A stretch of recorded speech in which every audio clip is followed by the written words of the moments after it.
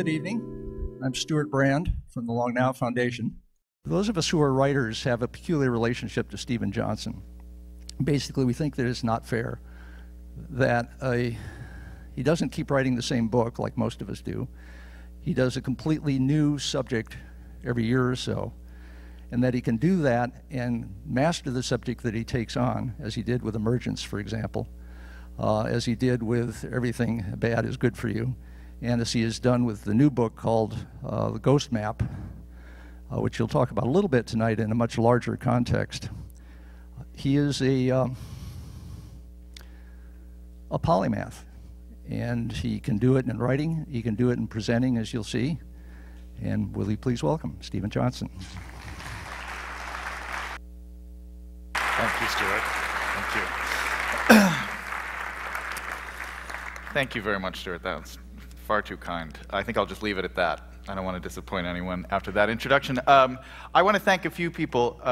First, those of you who preferred the 7:30 time, who nonetheless made it here today. I'm particularly grateful to you. Clearly, the strategy going forward should be to vary the time slightly with each event, just to throw people off and see who your really loyal customers are.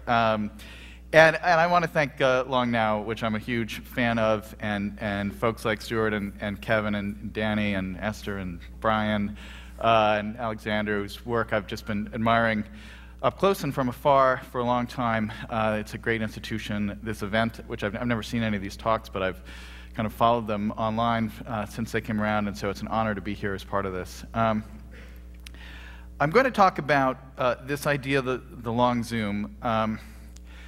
Technically, you're required to come up with a catchphrase that has the long something.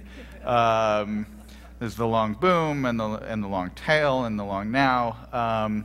The long zoom and boom, I think, is very exciting that it rhymes like that. So it's just an extension of the whole brand that I'm very proud of.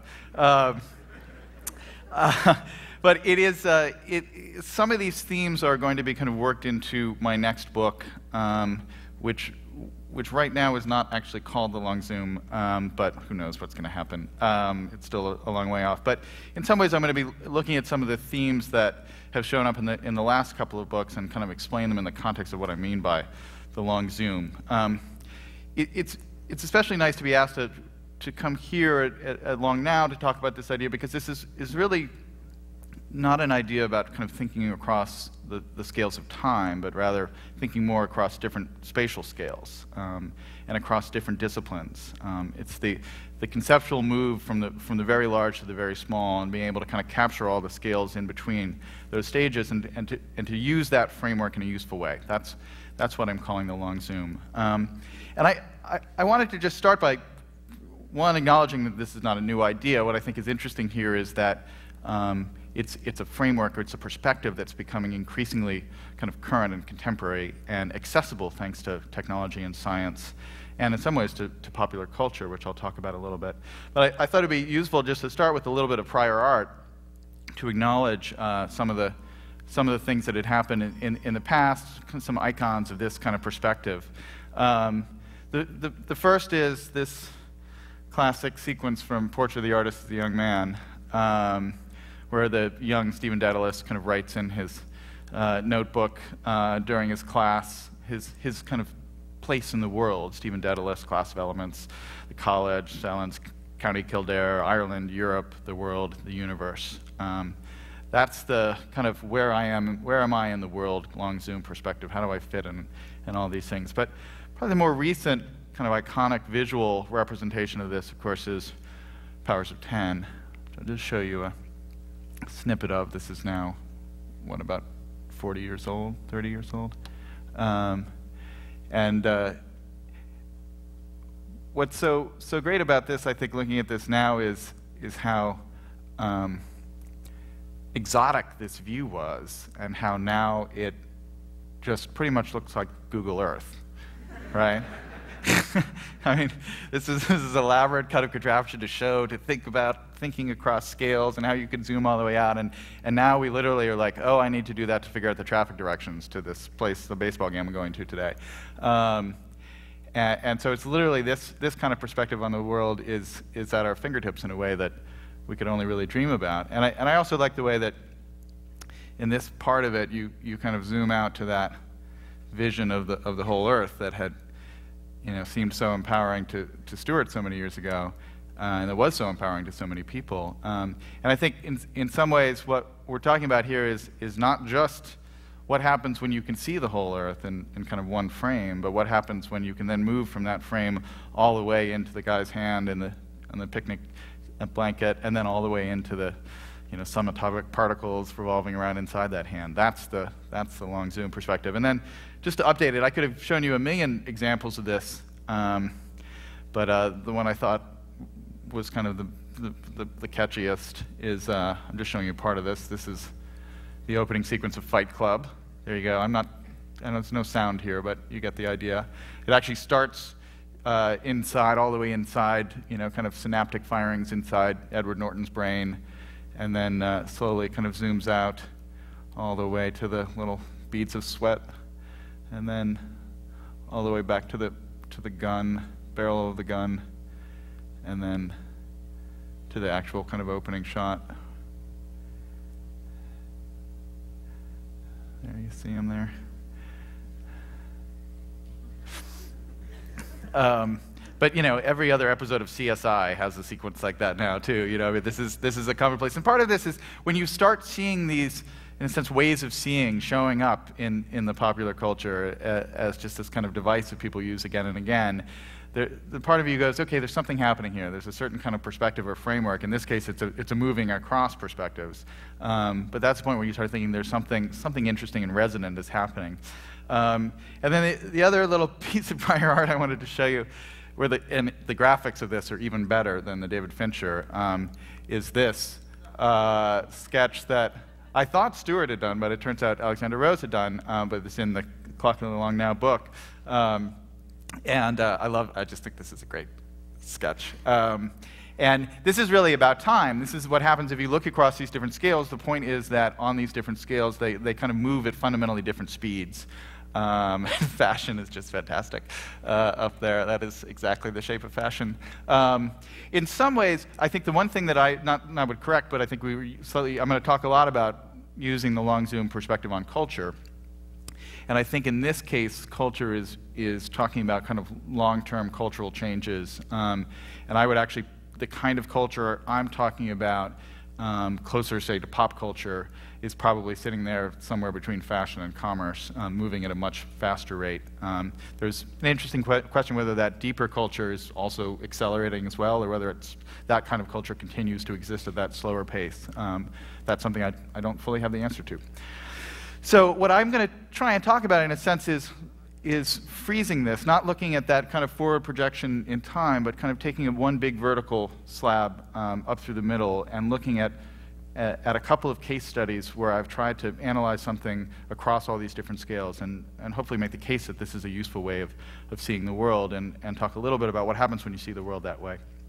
And I wanted to start with the story that's at the center of my new book, The Ghost Map. The last book I wrote before The Ghost Map was a book about basically video games and television shows. So I went on to the next logical thing, which was 19th century cholera. And actually, one of the funny things when you do this, I mean, Stewart's kind of alluding to it in his wonderful introduction, when you jump around from topic to topic like that, reviewers really like to make connections, and they like to show the continuity and explain what it is that connects these two books. And I kept saying to people, they're actually different books. I just decided to write about something different. There isn't really a common theme. And all these reviews of The Ghost Map would try and kind of figure out ways to relate it back to this book about video games. And so there were all these kind of comic attempts where people would be, they would say, well, with cholera, Johnson finally has to admit that some things are actually bad for you, And another one was like, in the figure of Jon Snow, the doctor railing against the medical orthodoxy of the day, Johnson clearly sees an ally in his battle against the video game haters out there. I was like, no, I don't at all. What are you talking about? So anyway, but one of the things that happened was I wrote this piece about the game Spore, which I'm going to talk about at the end, which visitors to this event have heard much about in the past. And it was a piece about this idea of the long zoom. And I realized as I was writing the piece that that was the common thread that united these two projects, that they both were kind of anchored around this long zoom perspective. And so it turned out there was kind of a secret link between these two books. But interestingly, I hadn't been aware of it until I actually had finished both of them. So that's what happens when you write books. They have a life of their own. So the Ghost Map is set in, it's a true story set in 1854 in London in late August and early September of 1854. And it's an enormously interesting period in terms of the history of cities, because London at that point was the largest city, both in the world and the largest city the world had ever seen. It was 2.5 million people. By comparison, Paris was about 1.2 or 1.3 million at this time, and it was effectively a modern kind of industrial Victorian city living with an Elizabethan kind of public health infrastructure. It had no real waste management. It had no real public health system, and people were literally kind of drowning in their own filth. I was saying to Stewart before that I've talked about this book a little bit at talks where they were basically kind of breakfast events. And it turns out that people don't really want to hear about intestinal diseases while they're having breakfast. It's an odd thing I had not anticipated.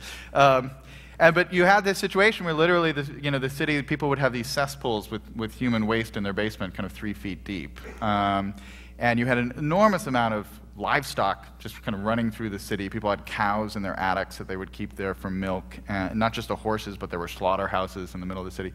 And it had two kind of crucial effects that are central to this story. The first is it was an enormously smelly city. It was any description of London from the period, whether you read Dickens or Mayhew or Engels, kind of starts and ends with this sense of you walk in and you're just overwhelmed with the odor. I mean, it was just an incredibly noxious place to live in terms of the smell. But it had one catastrophic effect, which was basically that the waste of the inhabitants living in the city got crossed with the drinking water in a number of different ways, because they did not understand fundamentally that it was a good idea to separate your waste from your drinking water. And what ended up happening is that there arose this theory, which had a long kind of pedigree, called the miasma theory, which basically was holding that every major disease out there that was kind of arising in epidemic form, most notably cholera, was caused effectively by foul air. Edwin Chadwick, the kind of public health pioneer of the period, testified before Parliament, this kind of classic line saying, all smell is disease, right? Anything you smell, that's trying to kill you, basically, was the idea.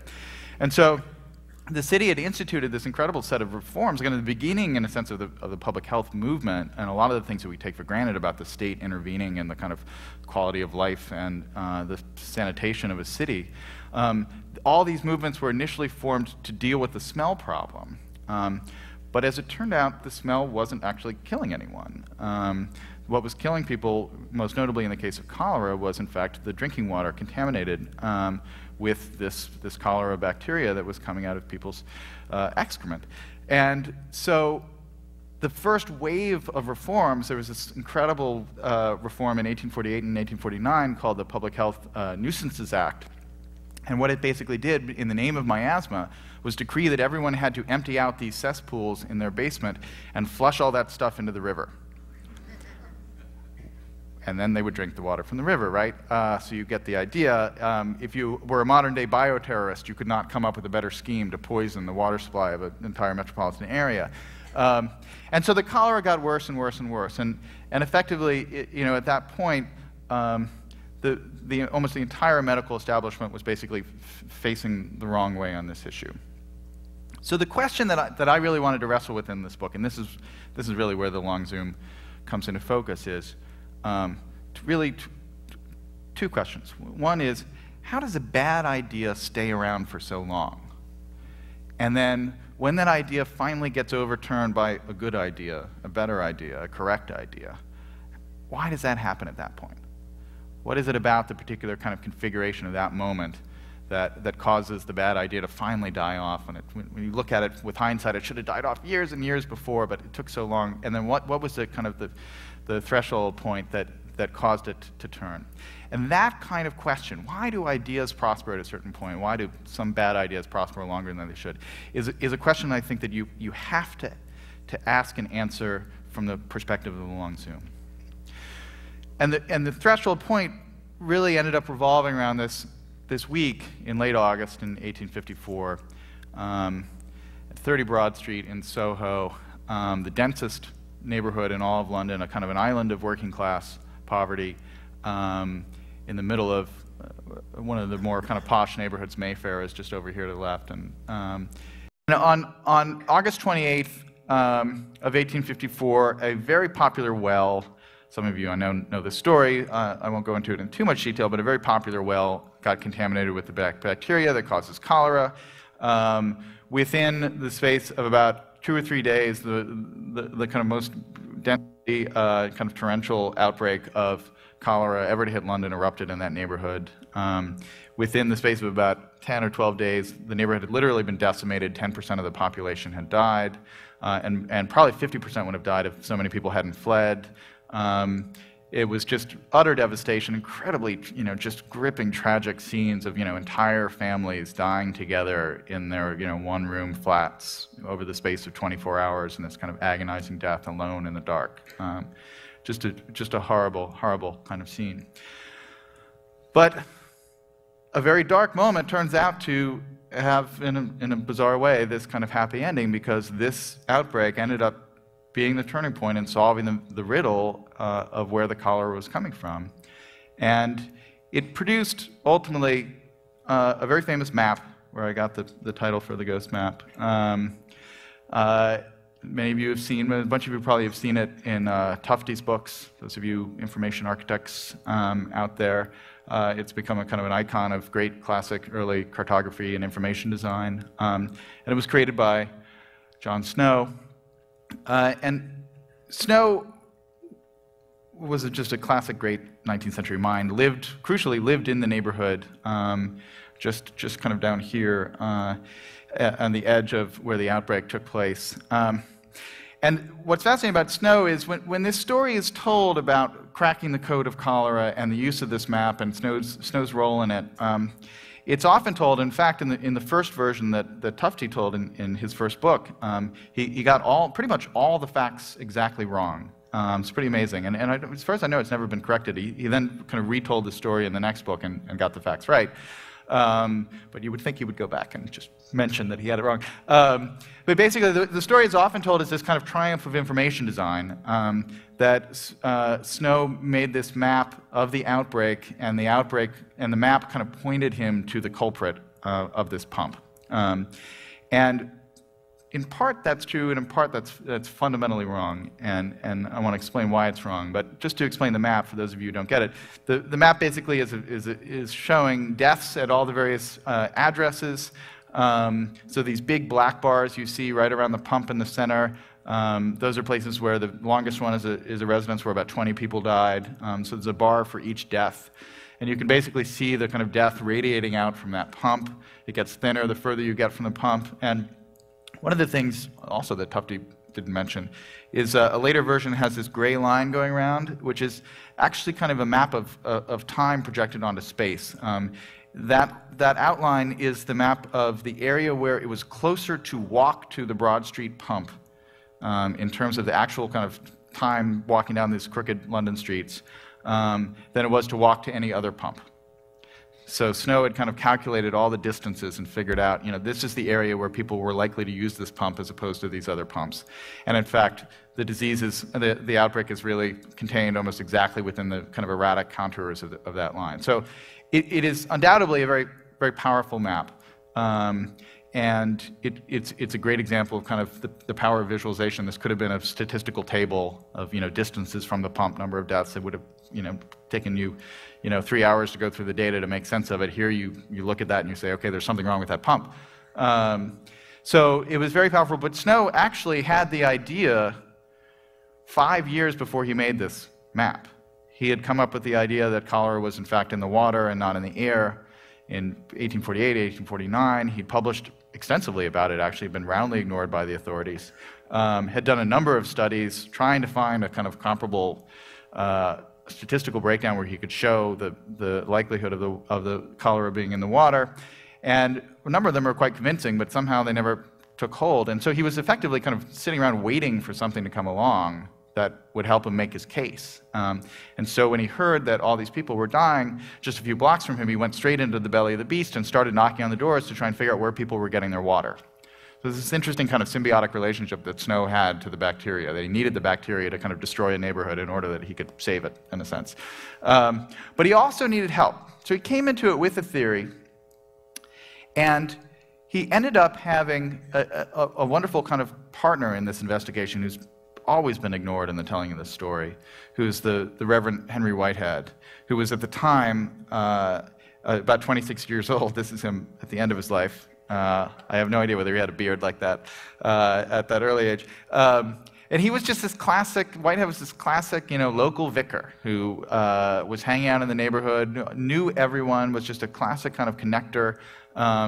He was constantly staying in the pubs until late at night with his parishioners. He was that kind of vicar, and going over for tea and all that kind of stuff. And at a certain point in the middle of the outbreak, he had heard word that Snow and this local doctor had developed this theory that the pump was the cause of the outbreak, and he started investigating because he knew firsthand that the pump at Broad Street had the best water in all of Soho, and so he got involved in this case too, tracking down, trying to disprove Snow's theory.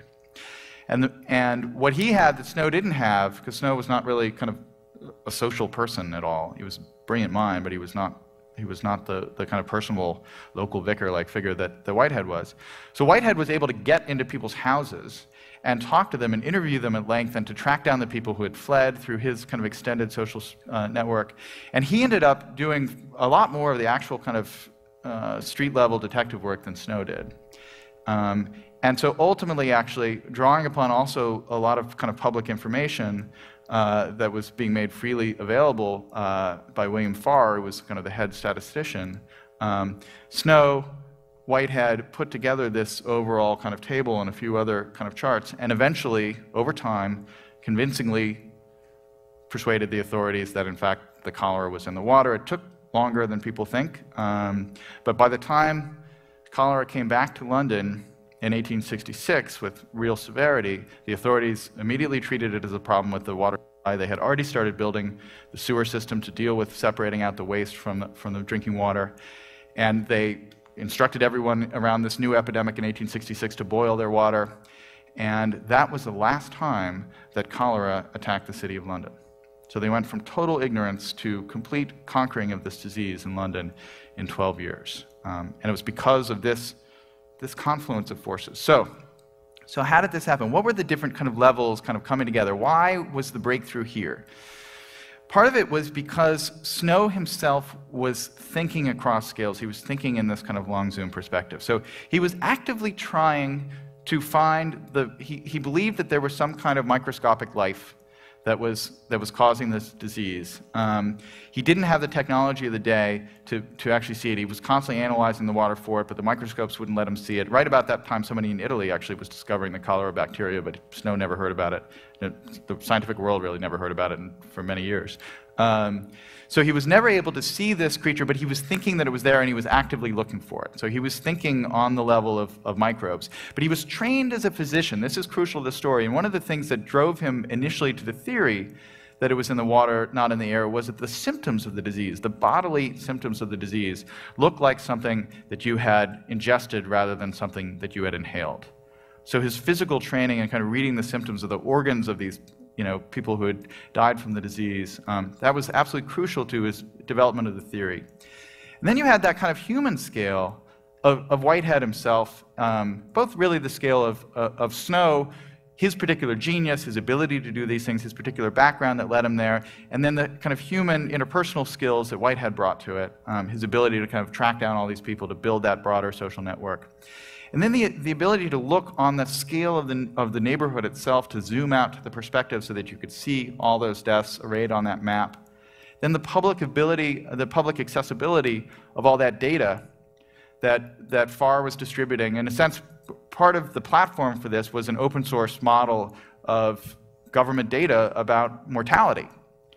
The government could have said, okay, we're going to compile all these statistics about who's dying of what, where, but Farr had this great idea that they should make that available to everyone because someone maybe was going to find something of interest. And without that open access to the government statistics, the case wouldn't have been made convincingly enough. And then Snow was also thinking on the scale of entire cities. He did a massive map of all the different kind of water supply companies in London and their different cholera rates depending on where they were getting their water. And the very nature of the city itself caused this solution, in a sense, to come into place by being so densely populated, by making that pattern visible in the streets and the deaths on that map. The solution became visible in a certain way. So when the question is asked, how did Snow come to this breakthrough? How do we solve this riddle? You can't answer it convincingly unless you look at all those different levels, right? This is the only kind of optimal view that accounts for what really happened on some level. Now there's another word for this, which is consilience, an old word repopularized by E.O. Wilson a number of years ago in a controversial book. And one of the things that's controversial about it on some level is the encroachment into culture. I think most of us in the room agree that science works this way in thinking across different scales. That at each scale there's a kind of a discipline appropriate to that. And one of the ways that science works powerfully is by connecting the scales up and down the chain, so that one scale makes predictions about behavior that might happen on the next scale, and then you bring in an expert on that scale to verify your prediction. Snow's idea was, I believe there's something in the water, I can't see it, but my prediction would be that it would have this effect on a body if ingested, and look, I've got this evidence here that shows that, and my prediction would be, when you get those bodies together in a neighborhood around an infected, contaminated pump, you'll see this distribution, and at each level, he made a prediction that was proved out by the subsequent data. We agree that's how science works, and that's the kind of consilient movement from the very small to the very large, at each step another discipline. Where the controversy comes in is when you connect those kind of scientific disciplines to the cultural disciplines or the disciplines of the humanities. And a lot of people, I think, wrongly believe that Wilson's argument is ultimately trying to reduce everything down to explanations that come from the sciences, when in fact I think that's not how it actually works. And in fact, each level in the chain has its own autonomy. The beauty of the model is that you can connect them all. So the question is really, can you have cultural consilience, right? Can you bring the realm of culture and ideas and personal experience into this long zoom perspective? And that's what I want to focus on for in a sense, the second half. One example of that kind of cultural reading is this question of why miasma stayed around so long as a theory. That's a kind of history of ideas question. Why was it there? Why did people get stuck with it? And I think that, again, it's one of these cases where you need to think about that cultural condition across these scales.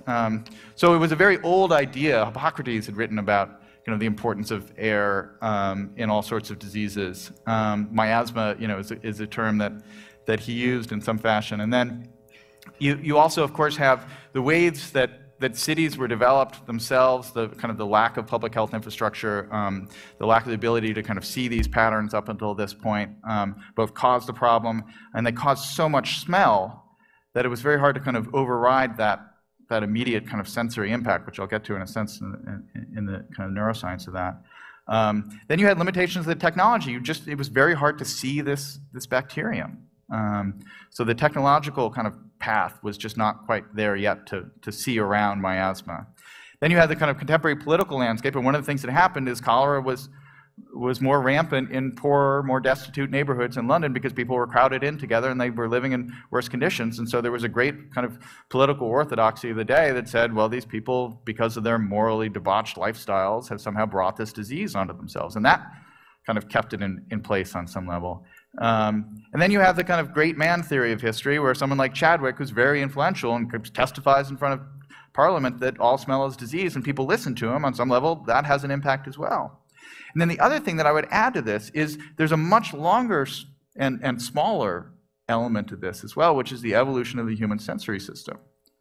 So for various reasons, we evolved to be able to detect very small molecules, odors that signal decay. Whereas we do not have the ability to visually see bacteria. You can have a glass of water that's contaminated with hundreds and thousands of bacteria, cholera bacteria, and you won't see any coloration in the water, discoloration in the water. But you can smell a cesspool full of human waste from 50 feet away. And what we also now know from modern brain imaging is that the smell system actually evolved into a kind of alarm system in the brain, so that when we smell these odors, we have an immediate kind of revulsion reaction to them. which we do not have to a glass of water that contains an odorless bacteria in it. And so on some level, people, when they would smell these things, they would smell them and think, this has to be killing you on some level. This is just hard. I smell this and my brain sends off this kind of alarm system. And it was on some level just hard to override that system that evolved in an environment where people were not around decay and vast piles of human waste as much as they were in modern cities. So miasma is this kind of perfect storm of all these things coming together, working on all these different scales. So now let's go from 19th century urban decay to SimCity. One of the things that was interesting about the response to Everything Bad is Good for You as a defense of popular culture and a defense of the kind of growing complexity of popular culture is that everyone focused, in a sense, on the first half of the book, which was making the argument that pop culture had gotten more complex. And there was a very interesting debate about that and what that meant and what effect it was having. But I always felt that that was kind of the easy part and that you could make that case pretty easily. And the more interesting thing was to explain why it was happening. Because we had this kind of long-standing assumption that we lived in a race-to-the-bottom culture where everything was getting cruder and simpler, and there was a dumbing down effect everywhere as kind of a natural law of modern media and society. And in fact, what you find is this trend towards increased complexity, that was interesting, and we should have a theory of why that is happening. And so in the second half of the book, I tried to kind of develop that theory, and what that is really a long zoom theory. But to just explain a little bit about the trend, the original story, the original kind of experience that got me on this was playing. This is a heavy Will Wright theme to this talk, I guess, fitting. 7 or 8 years ago, I was on a family vacation with my wife, and she had a 7-year-old nephew. She still has a nephew, but he's older now, whose name was Wyatt, and it was a rainy day on this vacation, and I had been playing SimCity a little bit, and so I thought, oh, this will be fun. I'll load up SimCity and show it to Wyatt, and this will be nice. And so we loaded up, and I gave him what, looking back on it, I think was probably a pretty condescending tour of the game, which is basically a tour of the graphics. So it was like, oh, look, Wyatt, that's the mayor's house. That's where I live, and look at the little playground. You see the kids there playing? That's neat. And look at that big, tall building there. And so this goes on for a while, and then at a certain point, I say to him, look at this area here. I've got all these factories that are all run down, and I can't seem to get this part of town to work. I mean, this one's totally abandoned. I'm just stuck here. And he looks at the screen, he looks, back at me, and looks at the screen again, and he's like, I think you need to lower your industrial tax rates. It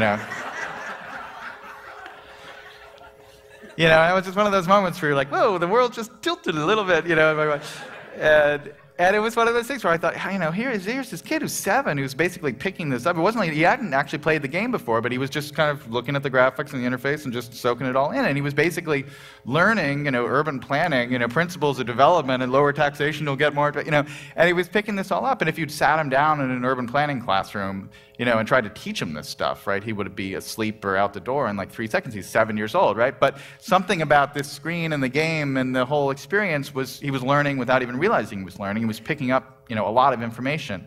And so I started to think, well, this, every time I looked around, people were talking about, oh, these video games, the kids are zoning out and everything's so stupid. And I thought, God, there's something really interesting is happening that nobody is talking about here. And you could look at it, you just see in the interfaces, you go, you think about the progress from this, to this is World of Warcraft, right? You can't, I love it. You think about the interface complexity of these things now.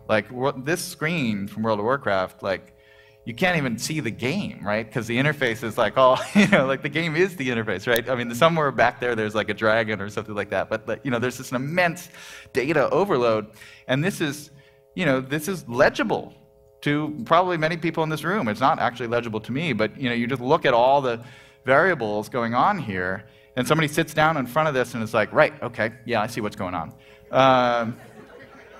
So to be able to, we went from, so once I eat the pellets, they turn blue and I can chase them. I get it how this works. I can figure this out too. I can't even keep up with this. So that's the trend, and part of this is our ability to kind of adapt at an ever-accelerating rate to new interfaces and kind of increasingly complex interfaces, which is a big part of it and the thing I've been thinking about for a long time. But But there's even more to that, and it doesn't just, it's not just the games. I mean, I think, a show like Lost, which came out actually after Everything Bad was finished, is kind of the great, to me, kind of vindication of the theory. You have this huge, mega, international hit show that is just astonishingly complex in terms of the number. When you think about, those of you who watch it, you think about the number of kind of open variables and narrative plot lines and mysteries. There are literally hundreds and hundreds of things that we don't know. I mean, to the point of great annoyance. But you're still, they're demanding an amazing amount of just a buffer, a huge buffer in the kind of narrative memory of the audience. And with Lost, it's great because there's a control study for this too, because it's like people stranded on a desert island trying to deal with this crazy island, and television, we did that once before, right? So you could look, so there's Gilligan and there's Locke, and you can tell which one has gotten more complex. And in fact, Lost is itself a kind of a long zoom show. So if you think about what kinds of plot lines, what are the things that are relevant to the plot of Lost? There are things up and down the chain that are central to the plot of the show. So there's a basic kind of ontological question of are these people even alive, right? I mean, that is the thing that the show is wrestling with all the time. Did they die? And this is all just a dream, or is one of them Hurley insane and it's all his hallucination? I mean, these are the kinds of questions that the fans are dealing with. And there's this huge biological question of these women. I'm not going to give anything away, I promise, but there's this question about women on the island getting pregnant and what's going on, and there was an ultrasound, in this a couple of weeks ago. And then there's this kind of sociological thing of the others and these different groups, and there's this whole question of kind of large group behavior and who these people are and bands coming together, and then there's an immense amount of technology in it, old technology, new technology, and a basic question of whether there's magic in the world is a big question that people want to know. I mean, there's a lot of technology, and the question is, can the seemingly supernatural things be explained? Then you have this shadowy corporate world, the Dharma Initiative kind of hovering over the whole thing. So you have this kind of global corporate kind of backstory, and then you have the physical geography of the island. So to ask of a show like Lost, what is front and center in the narrative? Where does the narrative live? It really, truly lives on all those different levels.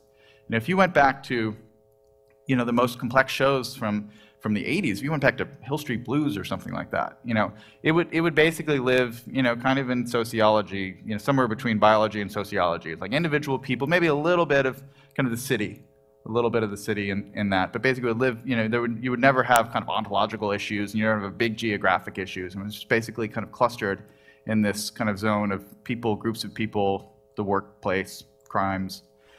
The Wire, by the way, is a show that's structured like this too, without maybe the ontology, but everything else is there. So that's basically a couple of examples of this increase in complexity. So the question is, why is it happening, right?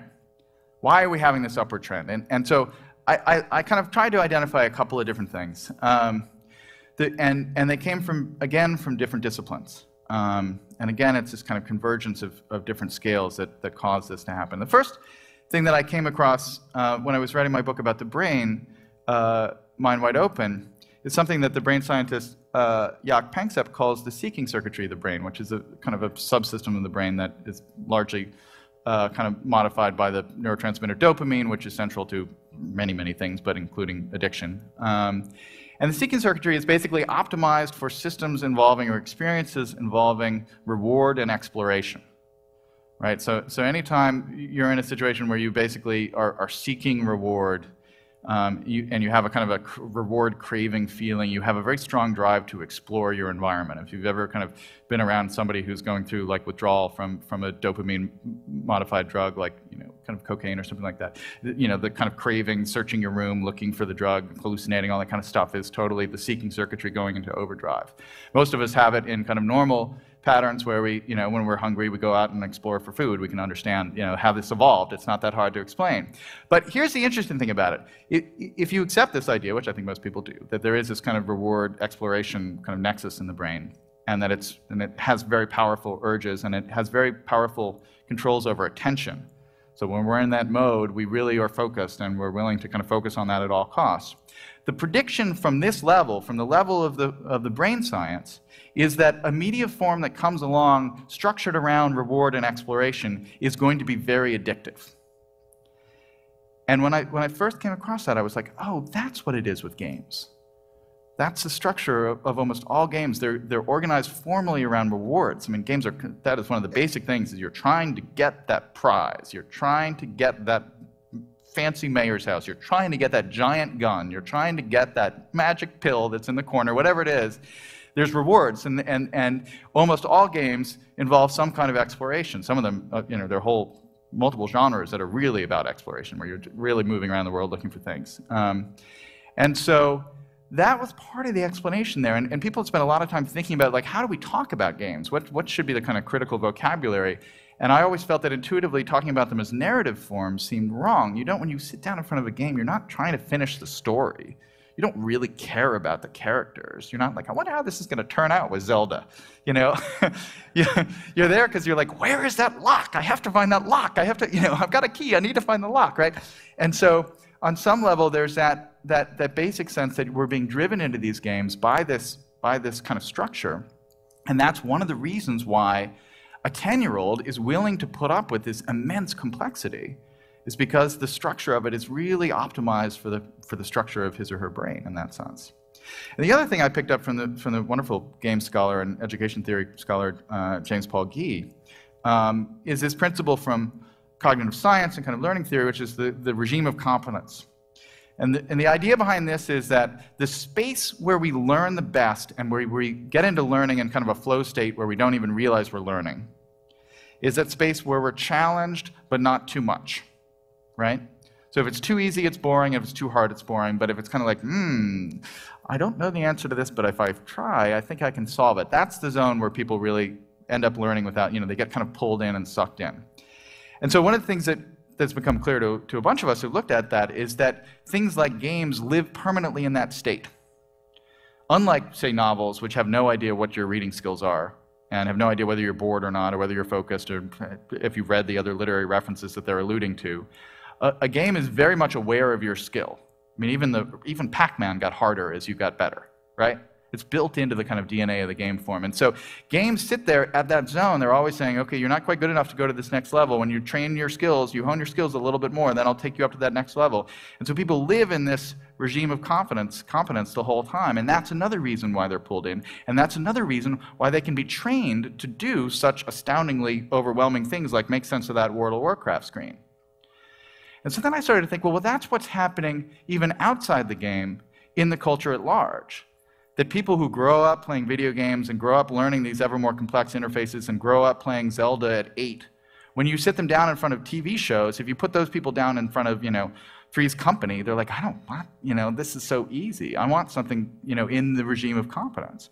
And so a show like Lost is one of the shows, and there are a bunch of other ones that are out there that have realized that there's a certain generation that expects to be challenged.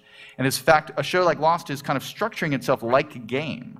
So it's kind of played by people. It's designed to be explored. It looks a lot like Myst, in fact, in a lot of ways. The kind of one of the most influential games from the 90s. And one of my favorite examples of this is something I found on one of the Lost fan sites after this thing is insane.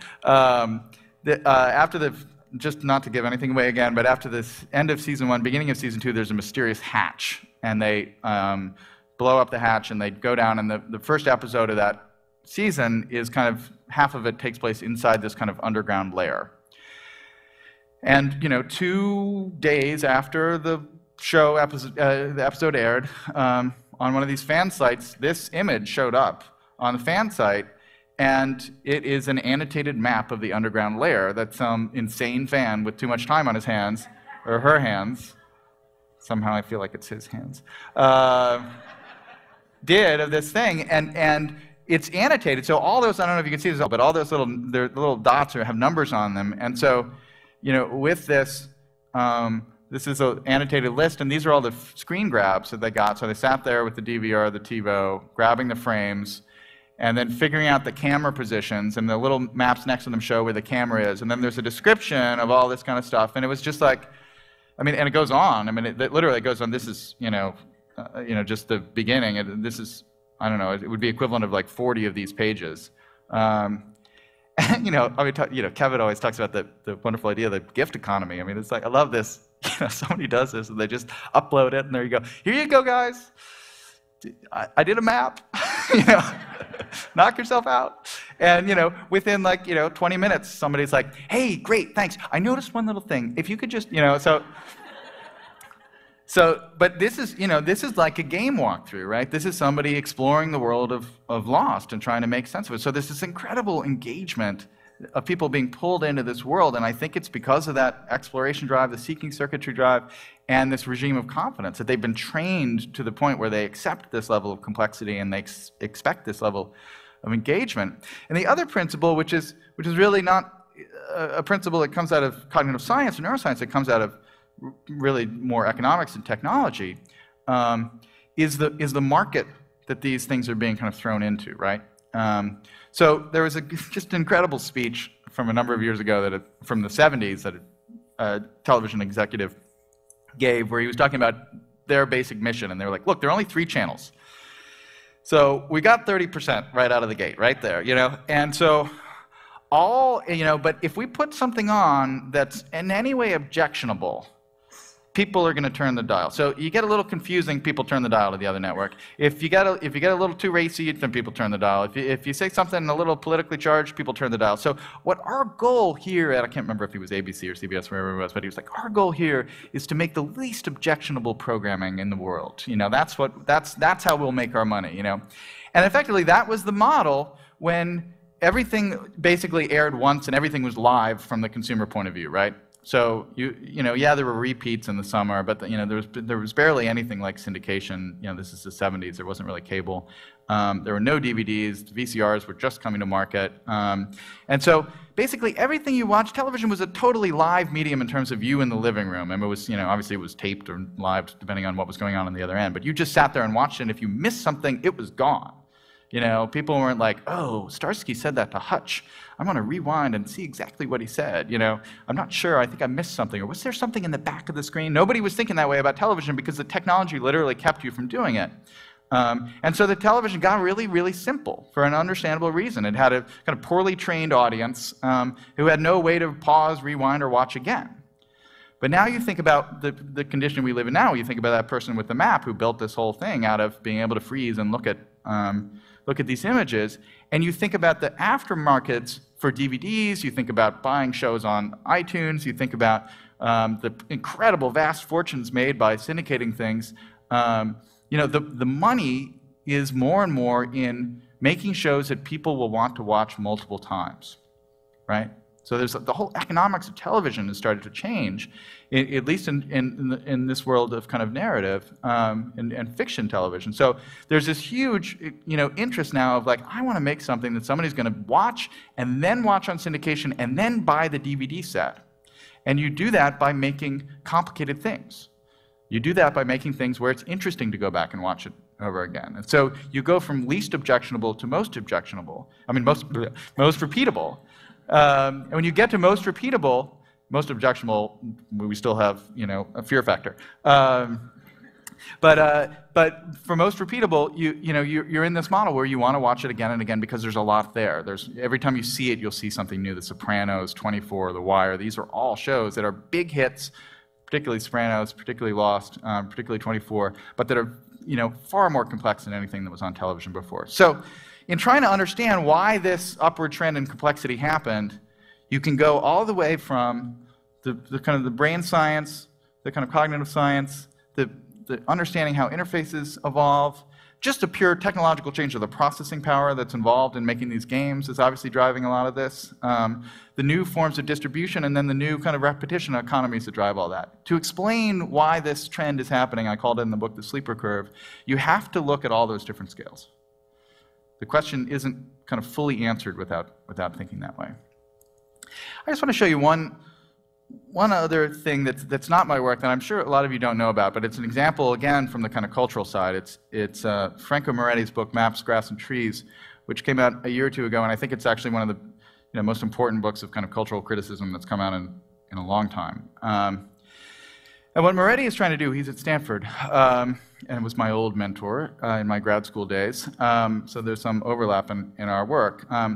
Moretti's trying to take, in a sense, he's not called it a long zoom perspective, but he's kind of moving back and forth between the different scales of reading. And basically, literature has been kind of anchored in either the kind of close reading of looking at the text or then connecting the text maybe to the kind of cultural moment and seeing how the text kind of represents that moment in some ways.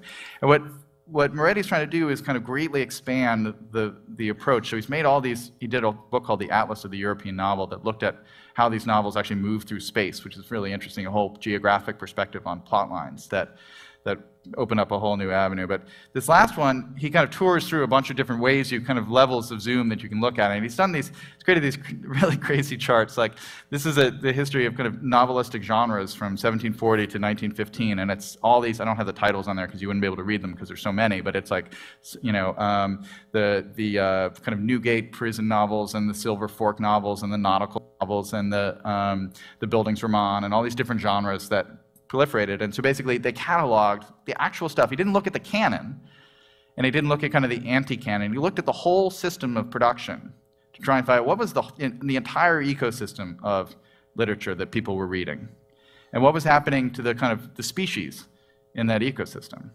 And when you zoom out to that perspective, you find out a bunch of things. One, there are a lot of species we didn't know about, right? I mean, the diversity of the system is pretty interesting. And two, they keep dying off at this incredible rate.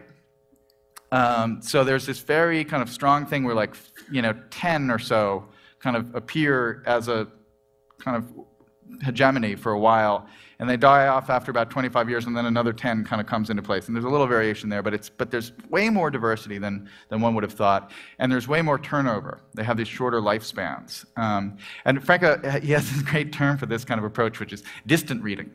Instead of close reading, it's distant reading. What happens when you zoom out far enough to look at the whole system? But then he also goes in all the way to look at devices, kind of the evolution of literary devices inside novels. So he's looking at actual kind of formal properties as they get picked up and become standardized. So one of my favorite examples of this is the evolution of the detective story, kind of perfected by Conan Doyle. But before Conan Doyle kind of reached this perfection, there was a long period of kind of experimentation, where there are lots of different approaches to telling a detective story, and many of them very comic, and many of them not very entertaining. And it's basically because people hadn't quite figured out the rules yet that were kind of satisfying to a reader. And it basically revolves around clues, right? The standard that eventually got kind of hit upon kind of at the end of Sherlock Holmes, and there are a couple of Sherlock Holmes stories where this is not true, but Conan Doyle kind of formalizes, is the idea that a detective story has to have decodable clues. So the clues are actually visible to the reader in some fashion. They're kind of mentioned or they show up, and there's some form of their connection to the eventual kind of resolution of the mystery has to be visible in some way. So there's a whole range of detective stories where there were no clues at all that were published, where people were like, yeah, this guy was murdered, and what are we going to do? We don't know. Oh my God, it was her. You know, and, you know, it was just like, ooh, it was exciting. Somebody was murdered, and then they found out who it was, and there was none of that sense of like, oh, I thought it might have been that because you mentioned that there was that. And it was Conan Doyle who finally kind of figured that out, and then ever since then, you know, that's been the standard, and that's the way you tell detective stories. And if somehow you come along and you forget to mention the key thing that was staring you right in the face, people say that's not very satisfying. You didn't play by the rules on some level. So in this context, like, Franco's going back and looking at the actual kind of evolution of the form on the level of the device. So what I think is starting to get built here is the beginning of a kind of a long zoom theory for how literary systems work. And I think the big question here, I mean, you have, you know, the broad movement of societies, you have literary markets, people increasingly focusing on the kind of the flow of books and what people were buying. You have the existing biographical history of authors, which we've been doing forever in terms of literary study. We have kind of narratology, and now we're getting better and better at thinking about the circulation and evolution of devices. But I think there's one last link there, which is the logical link down to the individual mind, what's going on in the mind of readers. So in this particular case, if you believe that there is, in a kind of evolutionary sense, this selection pressure on certain devices, that there's a lot of experimentation, and then the marketplace kind of decides that they like their clues decodable, right? Then one of the things we have to explain is, what is that process whereby a brain is able to, on one level, have a position on a literary device without probably being conscious of the device itself, right? There aren't people saying like, that Conan Doyle was good, he has decodable clues.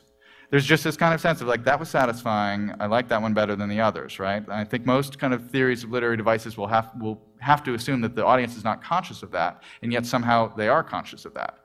And if you get into that realm, and if your language gets murky, like saying somehow they're unconsciously aware of it, that's when you have to be more specific, and that's when you have to be able to say, okay, let's figure out how this actually works. We actually have models for this. I mean, I've got a 3-year-old son who's learning how to talk, and he's going through that phase where he's learned how to conjugate regular verbs, and so he's making all those mistakes by taking irregular verbs that and making all these, he's saying things like, I bringed it, because somehow he has learned the rule that that's how you make a past tense verb, and he's executing that rule very nicely. It's producing the wrong word, so we notice it. But obviously he's not conscious of that. He's not aware that, oh, this is actually how this is how you conjugate these things. So there may be some kind of neuroscience basis for this that we can understand. We can understand what's actually going on in the brain. But if it gets to the level, I mean, it's like that classic cartoon where they have the giant science equation on the chalkboard, and it's all these numbers and formulas and things like that, and another part that goes on here, and in the middle it says, then a miracle occurred. That's where we are here. We get, we're really good. We're getting better and better at kind of connecting these levels, and then we get to the actual brain, and it all gets fuzzy, and we're like, well, we don't talk to those people. But we should be talking to those people, and they should be talking to us. There's a lot to talk about, right? So the question is, how do you kind of exercise this? What is the, if this is an important way to think, and obviously it's an important way to think about how ecosystems work, it's an important way to think about how political systems work and cultural systems. So if this is something that we want to do more and more, how do we kind of exercise this cognitive muscle more and more? And it's a great question. I don't have all the answers, but it's going to be very interesting to see what happens with Spore, Will Wright's new game, because Spore as a game is the one that has been the kind of most explicitly designed as a kind of a long zoom thing. I mean, it was inspired by Powers of 10 and a number of other things in this mode. And most of you know this, but I'm sure, but it goes through as a game. You kind of start with this little microscopic creature, and then you kind of evolve into this bigger creature that you get to kind of intelligently design. And then you get out there, and then you're kind of on the level of your ecosystem, and you're hunting and seeking and looking for reward. And then you build a tribe. I don't have an image for that, and then you start building a little civilization and cities, and you kind of get to that scale. And then you start thinking about planets and intergalactic exploration, all that kind of stuff. And so it's really it's the great kind of embodiment of this perspective It's a tool for this kind of thought, and Howard Rheingold's great old phrase. What I don't know, and I asked Will about this when he showed me a demo, and I've never quite figured it out. I think the test will be how much changes on one scale affect changes on the other scale. Because on some level, it's going to be an extraordinary thing, and it's going to be an amazingly fun experience, I'm sure. But in terms of exercising the brain in this kind of consilient way, what you want to have is something where you tinker with the microscopic life and you see changes in your city, right? That's the real kind of mind-opening, kind of awe-inspiring thing about this, is that you're able to actually move back and forth between the different scales and see the effects they have on each other, and to see it all as one kind of integrated whole. I think that will be a pretty powerful tool for the mind. We'll see. I come back to the Joyce quote.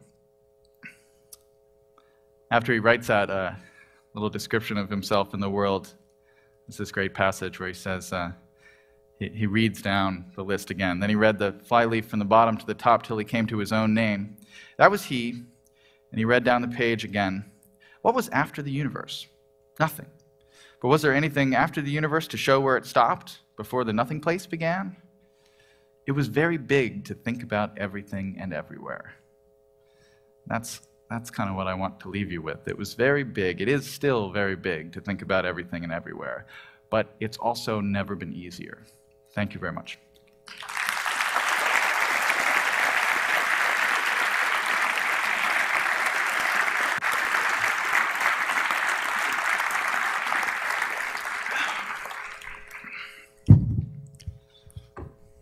had to write down those last notes. Is it true you're an English major? I'm a dropout from grad school, so I have to, every now and then I have to bring it back, you know. Amazing. You and Lou Reed have gone far with what I thought could never happen. Okay, a question from Ryan Grant, who's where? He's back there. Right I there. see. I see Brian. That's helpful when you point at the person raising their hand.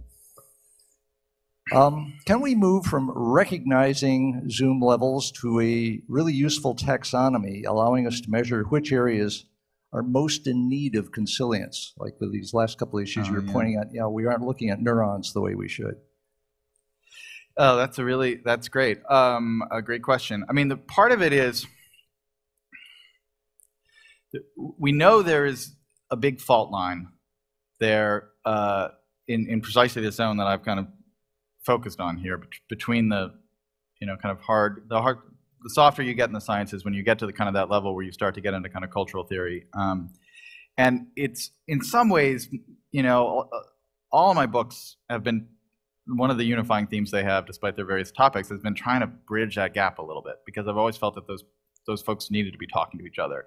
And so there's a question of like what kind of work needs to be done, and then there's a question of like what kind of links need to be established. And it's, in that dispute, it's kind of everybody's fault on some level. I mean, I should correct myself. I was a semiotics major and an English grad I've student. been more amazed. Yeah, right. So I grew up, my kind of college years were spent, deconstructing things. And the idea that one would, kind of talk about, the truth value that was coming out of the sciences was something, would get you kind of kicked out of the seminar. Like when I wrote Emergence, which has a whole long thing about ants in it, I saw an old friend of mine who kind of stayed in that world. And I said, I'm writing this book. It's partially about ants and self-organization. And she's like, there's a whole discourse about ants and the kind of rhetoric of ants that shows up in a couple of points. And there's a whole kind of semiology of kind of the ant that shows up. And I was like, no, actually, I'm writing about actual ants. And so, on the one hand, you had a lot of hostility coming from the humanities. And on the other side, you had people just not paying attention to it. And in fact, there are some useful things to do between those two groups. Even in the kind of the semiotics world can connect very well to the brain science if people would actually talk. So you can see those kind of fracture points. And I don't know, I mean, the problem you get into is people specialize. And, this is like Denise Caruso's hybrid vigor project, is how do you get people to think outside their discipline? And if you can start to do that, then I think maybe you might be able to say, okay, here are the blind spots we have right now where there's an obvious connection that needs to be made, and nobody is making it. But you can't see that until you kind of peer over the wall. So that totally didn't answer your question, but that was that was my way of dodging it. Well, it raises a question if you've got something now to sort of offer back to these literature departments of a post-semiotic way to think about literature and humanities and such. Do you have that? Well, I think, it's interesting. I was at a conference that Moretti had organized about 2 weeks ago at Stanford, and I talked a little bit about some of these ideas. And one of the things that some people were just like, what? What do you, no, I don't want to learn all that. And then some people actually got up and said, I have to say, they got up and they said, when you talk about the empiricism and the truth value of science, that's what led to colonialism. So there's that still that kind of attitude on some level, which I just was like, well, yes, that's true, but it's more complicated than that, right? But then there were other people who said, I'm really interested in this, but if I go to the brain science folks, they will not answer my calls. They're just not, they don't have time for me. They'll be like, what do you want me to study genres? Like, I'm not going to be literary devices. I want to scan people's brains while they read Conan Doyle. Like, that's not how I'm going to get tenure, So it's hard, it's hard on that level. And I can understand that it's hard on both ends. Will they wire up kids playing games? Yeah, well, they have actually. They've done a bunch of that. And in Mind Wide Open, I've stuck my head in an fMRI, which is a whole other hilarious story.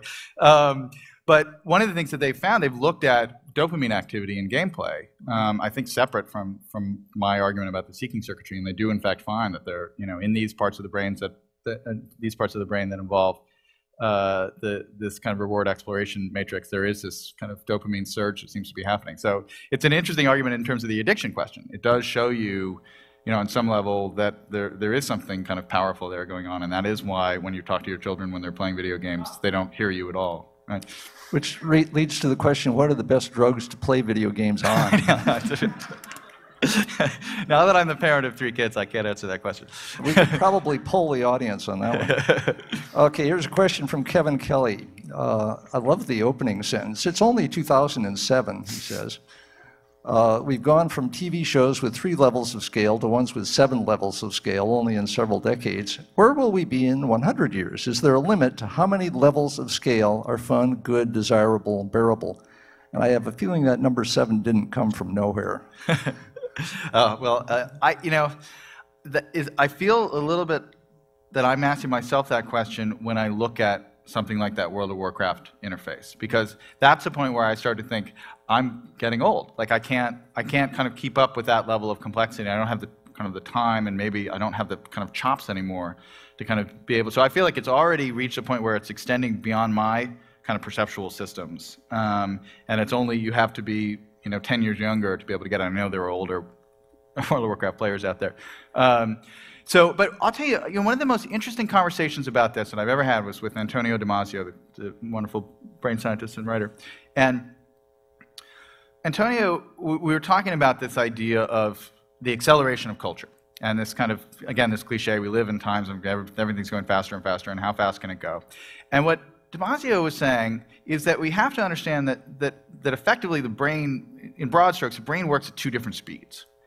And the kind of frontal lobe, raw cognition stuff, that all the stuff that happens here happens really fast. And he's like, things that we do there, we seem to have a lot of headroom, as it were. We can go faster and faster, and it's amazing how fast people can get. But the emotional system of the brain is a bodily system. And emotional decisions, which are, as Damasio has shown, are kind of central to rational behavior in many different ways. They happen on the scale of like minutes. So for you to get that kind of feeling in your body that this is the right thing to do, which is central to being a smart, intelligent person, that takes a minute or 2 minutes, and it's never going to get faster. And so what he was trying to say is that there are certain types of decisions or certain types of activities that, in fact, we've got a lot of room. We could probably just accelerate. But when things come down to things like kind of moral decisions, we've already, in a sense, started to hit the limits, and we won't be able to get around that. So, in a sense, even inside our own heads, we've got a version of that chart with the 2 different scales of time. Okay, here's a question from Robin, right over here. I love the notion of using the top-to-bottom long zoom analysis to understand and solve thorny problems. Speaking of thorny problems, can you do a quick long zoom on Iraq? Oh, God, no. I really can't. I'm just not. I mean, it's a great, someone should do it, but I'm not the person to do it. Yeah, there. I didn't even try to answer that question. Skipping that one, have you got another thorny problem that long zooming helped you crack? Well, what I'm trying to figure out is if there is a certain, the thing I'm trying to work on in this next book that this is all kind of leading towards, although I've been very distracted recently and I haven't done any work on it. But in terms of this question of, where, if you go back to the snow scenario in the cholera, like the question of where good ideas come from, why do some ideas just kind of shoot out of the gates and others get stuck? And why do bad ideas sometimes get stuck? That idea that you need to think about it in a long zoom perspective, and so when you're thinking about creating environments that will be hospitable to good ideas, a bit like the stuff that you were writing about and how buildings learn, you need to think about the kind of brain chemistry of the people who you're trying to encourage to have the good ideas, and you need to think about the interfaces that are interacting with those, kind of brain systems, and then you need to think about the buildings and the social groups around those interfaces and those people, and you need to think about the overall cultural ecosystem of how ideas move. And somehow, this is where it gets really, then a miracle occurs right now. I haven't gotten anywhere near answering this, but I think there probably are certain configurations of those different levels that are particularly resonant in some way, where they kind of align. And that's my hunch. And a big part of it, in some way, is this is one of the great mysteries, I think, where hunches come from, right? I mean, when I wrote Emergence, I had been sitting there for a long period of time trying to decide if I was going to write a book about brains or about cities. And I was reading all this brain science books, and I was reading all these books about urban design, and then somebody gave me this great book of 19th century maps. Actually, I got 2 copies of it for my birthday as kind of a coincidence, and it had this map of Hamburg that's reproduced in the book, and it looks uncannily like the profile view of the human brain. And I thought, oh, maybe it's one book. Maybe it's a book about brains and cities. It's a book about the common properties that unite brains and cities. That would be a really cool book. I have no idea what that means, right? You know, I mean, I had no idea what that means. But then I thought about it for 6 months, and then it slowly evolved into Emergence. And so the thing that I think is so interesting is, one, what's happening in your brain when you have a hunch like that? You don't have the idea. You have a tiny little sliver of the idea, but something is, you know, reverberant in your head in some way. And then how do you create environments where hunches like that can prosper? You know, how do you create an environment where people who have this half-baked idea and show up at the product meeting and say, I've got a really half-baked idea that's entirely wrong, but I think there's something there. How do you create environments where those things have an afterlife so that 6 months later when somebody finally figures it out and completes the puzzle, it actually has a chance to succeed? There might be something here in a mutual colleague in Brian Eno, because he recently did a duet with him in London, I think. Yeah, yeah. And he's been on the program here a couple times.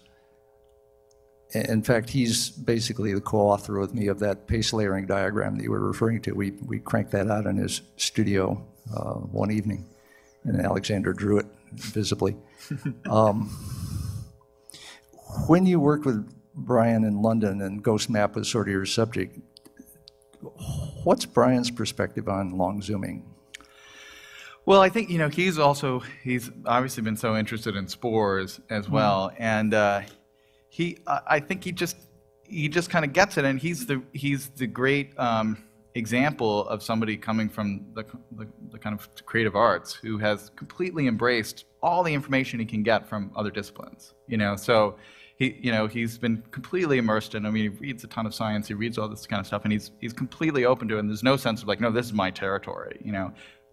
What's interesting to him are kind of problems that kind of move back and forth between them. So he's fascinated with the technology of it. He has no kind of sacred sense of art as being separate from empiricism or, you know, technology. It's just like, well, what can you do? What can you do new when you kind of mix those things together in a fresh way? And I think that's, you know, why he's just such a great mind to be around. Yep. One of the distinctions he draws between artists and scientists. He doesn't think there's that many distinctions, but one of them is that scientists are willing to explain what they're doing. and artists will conceal that behind the mystique of the mysterious artist. My favorite, I have to say, my favorite story about Eno, which is vaguely related to this, and I just love so much, there is a wonderful blogger in London who I read occasionally named Matt Webb. And one day he put on his blog, he was like, I'm going to test this 6 degrees of separation theory. I would like to meet Brian Eno. Now, one of you 150 people who read my blog must know someone who knows someone who knows someone who can get Brian Eno to me. So go at it. So he publishes this. And so I come across his blog, and I just happened to come across it like an hour or two after he put it up. And so I sent Eno a note, and I was like, Brian, it would be really cool if you would just go to this guy's blog and, you know, post something in the comments section. And so you go back to the blog, and there's like, immediately, like there are 4 or 5 people who are like, I know somebody who used to work as a roadie for U2 who maybe could get to them. And I know somebody who worked at a gallery where he had a show. And then post number 3 is, hi, that was far too easy. Stephen Johnson sent me an email. You should have tried some kind of African goat herd or something like that. It was 1 degree of separation. But what I love is the next 5 posts after that were, I know somebody who might be able to get to him through here. Like nobody, you know. And so finally I sent Matt a note, and I was like, dude, I delivered Brian Eno in like 2 hours. What's going on? And he was like, oh, I didn't think it was really him. You know. On the internet, nobody knows you're Brian Eno. That's the problem with it. All right, sorry. Off message. That's another form of zooming. Carlos looks like Maltzahn, something like that. Asks, what are the elements of the long zoom that will finally lead to the long overdue breakthrough in education?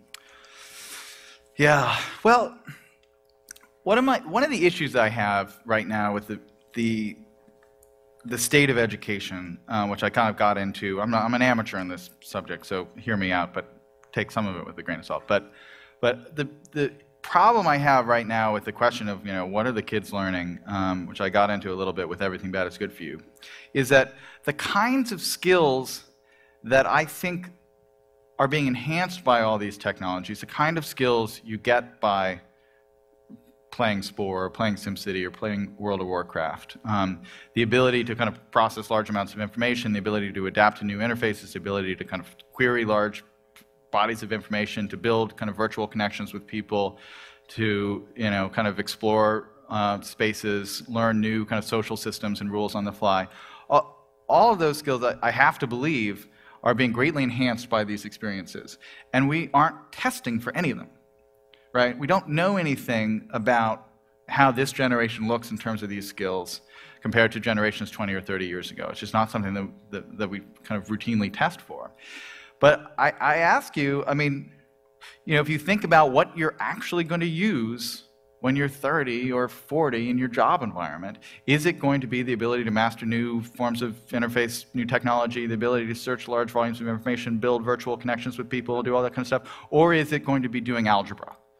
Which are the skills that are going to be the most important to your day-to-day life? And I think most of us would agree it's the former, not the latter. And yet we know everything about basic math skills, and we know nothing about these other skills. And so the problem on some level is we don't, we're not necessarily teaching these things enough. And we have no idea what the kind of baseline is in terms of how these skills are developing. So I look out there and you do see the test scores.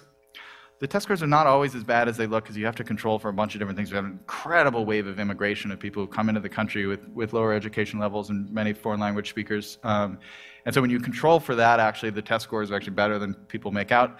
But nonetheless, you look around at the society, have 25-year-olds ever been as central to the kind of innovation engine and of the economy as they are today? I just look around and I see so many people who are out. Look at this part of the world who are doing things like that. And so I don't yet see the kind of brain drain, we're falling behind the rest of the world kind of problems that we've been hearing about for 20 or 30 years. So, I think we probably are doing a slightly better job than we realize we're doing. That's my kind of... It raises the question of what you're describing is it's happening anyway. Right. And would it be better or worse if it was happening intentionally? Yeah.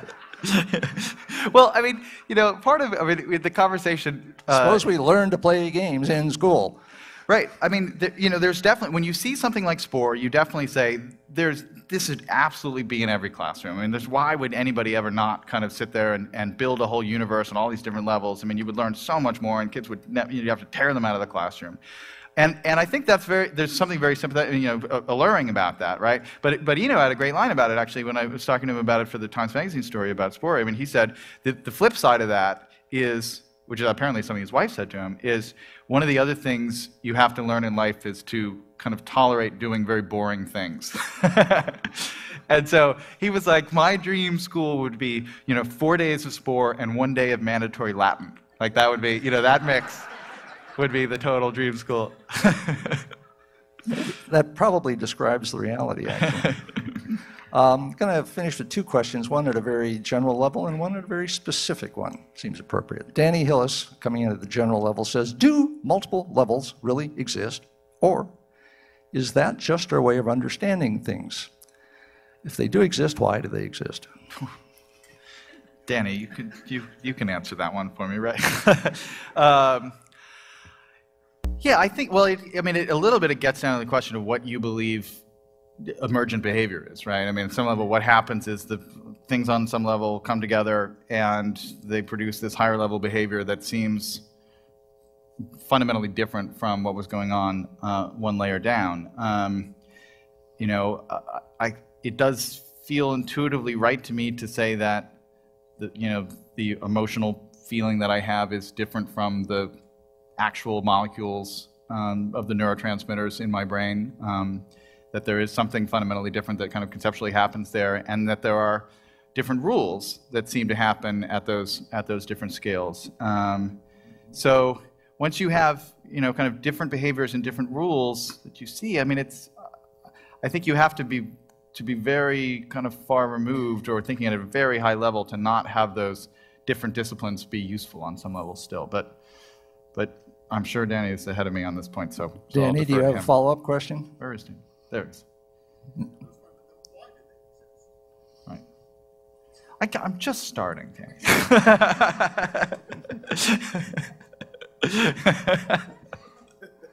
Okay, Jane McGonigal gets down to cases. Where's Jane? Right here. Can you talk about the connection between the long zoom and your current project called Outside In? Great. Yeah. Outside In is actually connected to long zoom and to GhostMap. So this is what I've been doing. This is why I haven't been writing this book, because I've been kind of working on this web project kind of full time.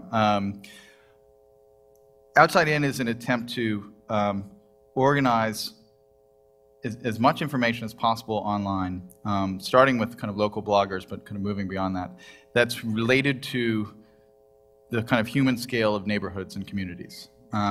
So it's part of this very interesting movement that a lot of people have been talking about, of the kind of geospatial web, and something that I've been writing about in one form or another for almost 10 years now, the idea that the connection between the kind of virtual organization and connectivity of the web, uniting that with real-world places, is a very powerful cocktail. And it was something I'd been kind of dealing with in theory, and then I saw two things kind of converge. One was Google Maps and the release of kind of open APIs that let you kind of manipulate that data, so you didn't have to build an entire, kind of $30 million geographic information system on your own. And then the rise of all these local bloggers who were writing about their communities. And so when I was writing GhostMap, I was thinking a lot about the Henry Whiteheads of the world, the people who had that kind of local knowledge, and Snow as well, of their neighborhoods. And then I was reading all these great bloggers in Brooklyn, where I live, who were writing about their communities and providing a kind of a service that I was just not getting anywhere else. And I found myself, the kind of first cup of coffee media experience that I would go to would be, the local blogger Brownstoner in Brooklyn, to see what was going on. And when you start having a new kind of form being the thing that you want to read first over that cup of coffee, that's time to pay attention. Something interesting is going on. And so a couple of us got together and decided what we could do is try and organize all those local bloggers that were out there and try and tag all the information that was coming from them geographically. So not just sometimes it's on the fuzzy category of a neighborhood, sometimes it's a very specific place that has a specific latitude, longitude, or an address. But we're grabbing all that information. We're in something like 60 cities, 3,500 neighborhoods around the country, and you can literally, this is the Zoom component of it, you can type in your neighborhood or your zip code, and you'll see the whole conversation that's going on in the blogosphere, or other things that people are saying about that neighborhood. And then you can literally just drag the map around, and you can see other conversations that are going on, or you can zoom out or zoom in and kind of widen your focus and see more. And what it turns out is that there's immensely useful stuff that you can do that way that's not just looking for a Starbucks, right? So we have natural kind of scales geographically that kind of shift based on our needs. So one of the things you can do is you can say, show me stories about crime in my zip code alone, because I'm very interested in, if somebody gets mugged on my block, I want to know about it. But you might zoom out all the way to find out about, to the entire city, to find out about, poetry readings or something like that, because that's something you're going to travel across the city to go see. And so you can do all those things really intuitively. So it's pretty interesting. And the other thing that's happened is we kind of imagined that there was this kind of long tail of neighborhoods that kind of traditional media wasn't organizing properly. That people actually thought about their communities. That was the kind of zone that people felt the most passionately about outside their family. And so if we could fill that need, that would be really interesting. And then along the way, we started building these very specific pages for individual places, like the local public school, or a restaurant, or a controversial real estate development. And those pages basically grab every story that's come along that's relevant to that, from the New York Times, from the local blogger, from something a user has come in. So we've created like 15,000 of these places, each with a dedicated page. And what's happening is these pages are ranking very highly in Google because there's not a lot of competition. So last week we started, our #1 entry page was for the Regional Correctional Detention Facility in Los Angeles, California, where a certain Paris Hilton is going to be spending 45 days very soon. And we had a page for it because there were stories about her going to this thing. And there was basically, there's a page for that jail, created by the jail, and then we're #2. in terms of the Google rankings for it. So we got all these people coming in through that. And so it turned out actually that, this is part of Chris Anderson's lesson here, the tail is even longer than we thought. We thought it was neighborhoods. In fact, it's like, the school, the jail. And so there's that kind of big unexplored kind of world of local geography that we think is going to be cool. It's at outside.in if you want to check it out. And very soon, every single one of the neurons in Steven Johnson's brain will have its own website. Thank you. Thank you. Thanks, Stuart. Thank you very much. Thanks.